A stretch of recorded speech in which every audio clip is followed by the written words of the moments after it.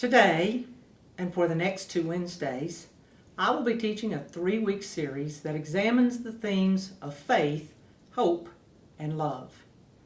In 1 Corinthians 13:13, the Apostle Paul boils down Christianity to these 3 concepts.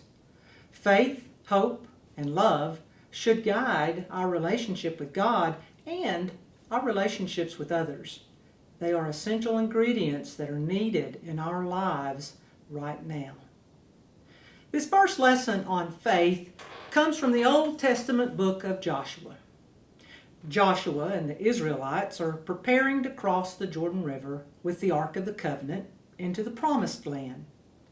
The Ark of the Covenant was an elaborate gold-plated wooden chest that in biblical times contained the 2 tablets of the law given to Moses by God. Those 2 tablets were the 10 Commandments. This ark symbolized the presence of the Lord with his people. Listen as I read from Joshua chapter 3, verses 6 through 8. Joshua said to the priest, "Take up the Ark of the Covenant and pass on ahead of the people." So they took it up and went ahead of them. And the Lord said to Joshua, "Today I will begin to exalt you in the eyes of all Israel, so they may know that I am with you as I was with Moses. Tell the priests who carry the Ark of the Covenant, when you reach the edge of the Jordan's waters, go and stand in the river." In early 1975, Jimmy Carter began campaigning in Iowa, the site of the first statewide contest in the race for the 1976 Democratic presidential nomination. Carter knew almost no one in the state, and his first piece of business was to introduce himself. He set up in a hotel suite in Des Moines with soft drinks and cheese and crackers. Then he waited and waited. 30 minutes, an hour, 2 hours, 3 hours. No one came to his reception, not a single person. Embarrassed but undeterred, Carter and Jody Powell, his press secretary, left the room and roamed the streets looking for voters. With a persistent attitude, they took their cheese and crackers and soft drinks and began campaigning in the small towns of Iowa. One of the things that Carter told the people was this: "I will never lie to you." When he said this, he noted a stirring in the small audiences. They perked up and began to pay attention to him. People were still stinging from the Watergate problems. The appeal of that single statement was the power that Jimmy Carter would ride into the White House. In retrospect, Jimmy Carter will never be considered a great president. He's an amazing human being. But at that time, he was just a farmer who was really out of place with the political machine in Washington. Yet in this story, there is one single aspect that should be noted. When no one showed up at his hotel meeting in the early stages of his running for the presidency, he refused to allow the obstacles to overwhelm him. He knew that he wanted to be president and was willing to make the necessary adjustments to become that man. Whether you are running for the White House, or trying to influence others for Jesus Christ, or trying to conquer a sin, or trying to reach lost people, or trying to cross the Jordan River at flood stage, one thing is for certain: you must come to the edge of the obstacle and face it down and allow God to work with you and through you to accomplish his purpose. Joshua and the Israelites found themselves at the edge of an obstacle. The river had to be crossed before vision could change into possession. There was a barrier between the desert and the Promised Land. There will always be barriers between what we desire from God and where we physically are. And as the Israelites approach the Jordan, they see a river in flood stage, overflowing its banks. There is no low water crossing in sight. The river is 150 miles long. They cannot go around it. They can't go over it. There are no bridges. The way is blocked. The river is impassable. This is neither a good time nor a good place to cross. More often than not, that is how our River Jordan looks. We forget, however, that this is not our time or place.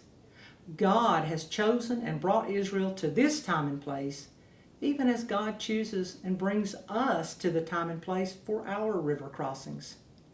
The only way across the river is through the river. And we never go alone.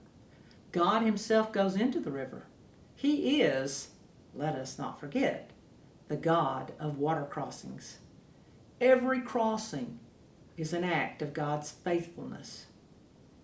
We each have a Jordan River that must be crossed, and usually more than one.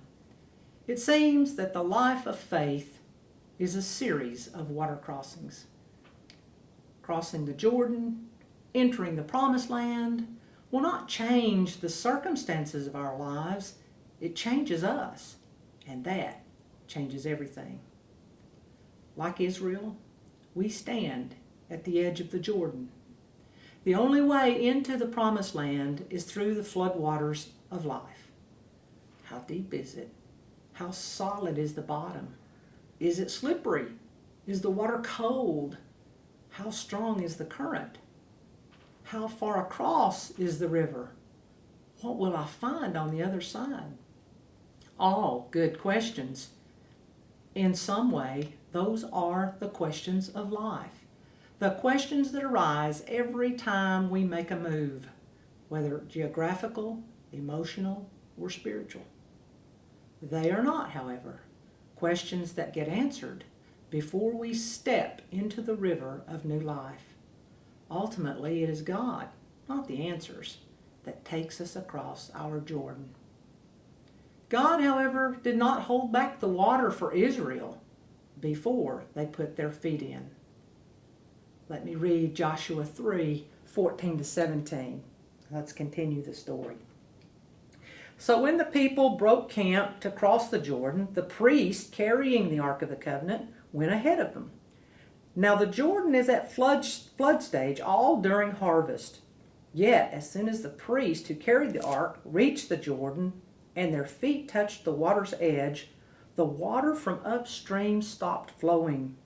It piled up in a heap a great distance away at a town called Adam in the vicinity of Zarethan, while the water flowing down to the Sea of the Arabah, the Salt Sea, was completely cut off. So the people crossed over opposite Jericho. The priest who carried the Ark of the Covenant of the Lord stood firm on dry ground in the middle of the Jordan, while all Israel passed by until the whole nation had completed the crossing on dry ground. It is only after they stepped into the water that God acted.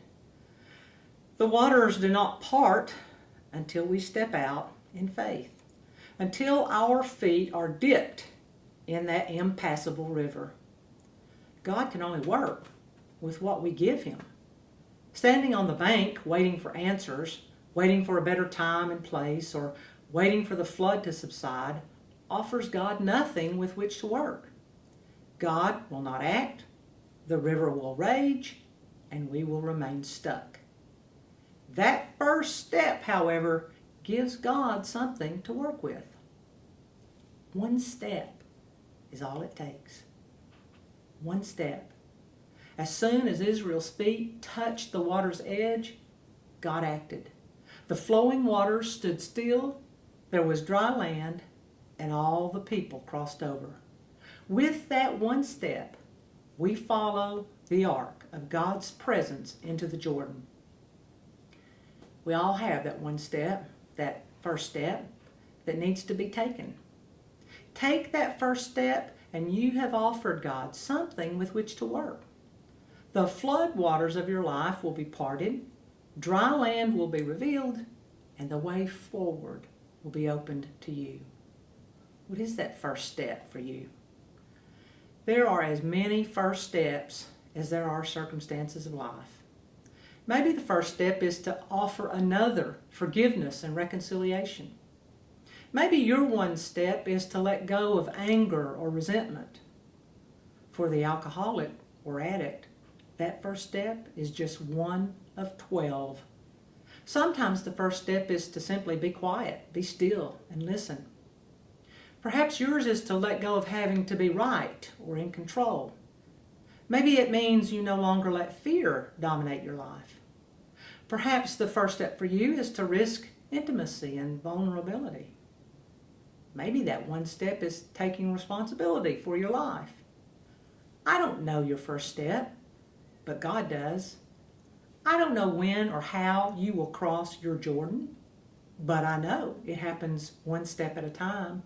And that first step always takes us to a new land, to a new way of being, and to a new life, God's life. But here's something to notice from our scripture. There's an element of trust that is present in all true faith. After the Israelites stepped out, they stood still. Why? They were waiting on the power of God. They were acknowledging that it wasn't their work that changed anything. It was God, and God alone.